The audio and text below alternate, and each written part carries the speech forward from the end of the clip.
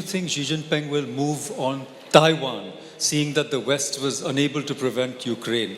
And a follow-up, there's a counter-argument to India's moving into the US sphere of influence made by Kishore Mehbubani and others, that India made a wrong choice in the first Cold War by siding with Russia.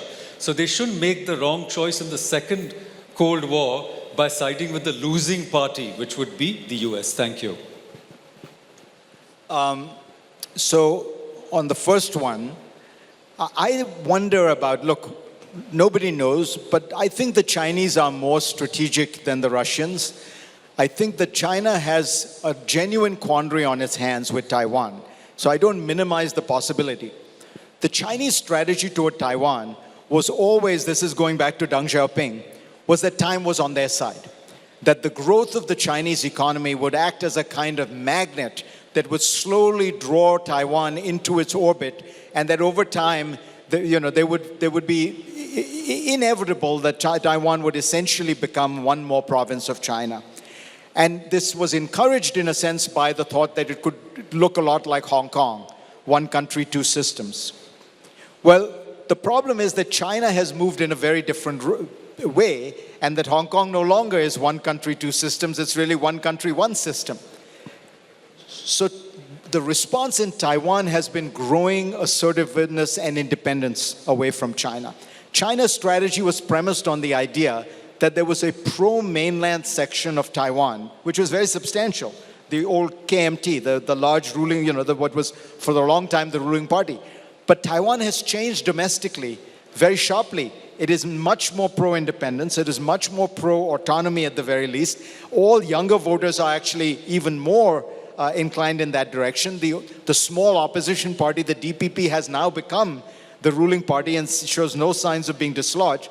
So time is no longer on China's side. They're asking themselves, what will it look like 20 years from now? And it's very likely it'll look that Taiwan is even more independence-minded. So they have a problem. But I don't agree with you that they look at what is happening and say, this is a reason to do it. They're looking at what is happening and seeing the West was able to isolate and decouple the 11th largest economy in the world almost entirely. This is weaponizing interdependence that the United States was able to do. And it turns out the costs are much higher the more interdependent you are.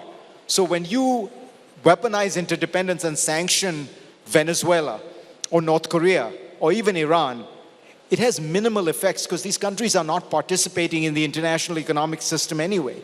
But Russia was a fairly active participant, and that's why suddenly the shock of what has happened is and the havoc it's wreaking on the Russian economy is real. Now China is much more interdependent than Russia is.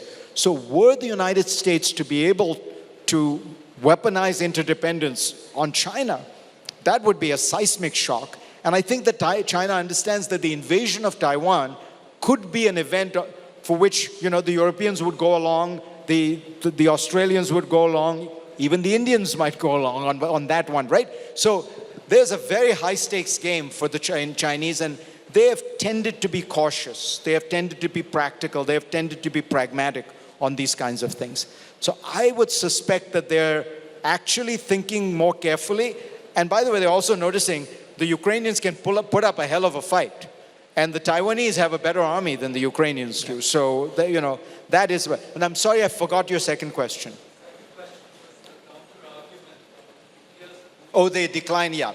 Look, people have been saying that the United States is declining ever since the late 19th century. All I will say is, every 10 or 15 years, it looks like some other country is going to outstrip the United States. In the 1930s, it was the fascist powers, Germany. People forget, but that was the argument, that the United States was collapsing, the Great Depression, the financial crisis, and look at how Germany had put Germany back to work. Mussolini had the trains running on time. Didn't quite work out that way.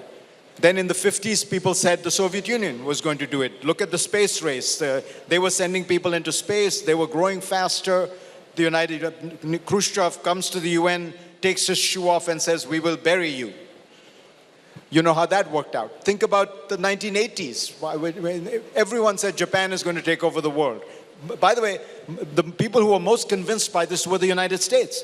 The American commentary is flooded with this stuff. I was at Harvard at the time getting my PhD. One of my professors, Ezra Vogel, wrote a book called Japan as Number One, Living in a New World. You know, it was meant to be our advice, how we should learn how to, all eat sushi and bow. Didn't quite work out that way. People now say China is going to do it. Let's see. I think that, trees don't grow to the sky.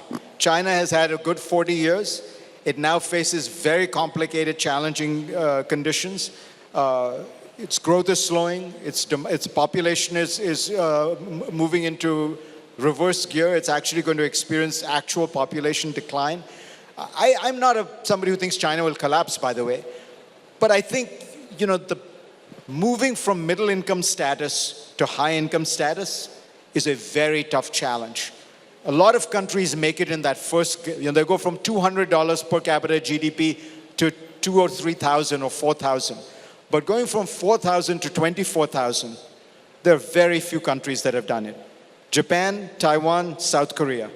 And if you want to add tiny places like Hong Kong, Singapore. But it's really 3 countries of any size in the world. Okay? Maybe China is going to do it. But I wouldn't count the United States out. And I think that at the end of the day, my broader argument would be, it'll be powerful enough. You don't always need to be on the side of the person who, quote unquote, wins or is the number one. The coalition of the United States, Europe, Japan, Australia, that's a fairly large zone of advanced industrial countries. And they're also a zone of countries who share India's basic political ideas of freedom, liberty, individualism, diversity. I mean, what is India if not the greatest experiment in managing diversity in the world, right? And for it to not recognize that and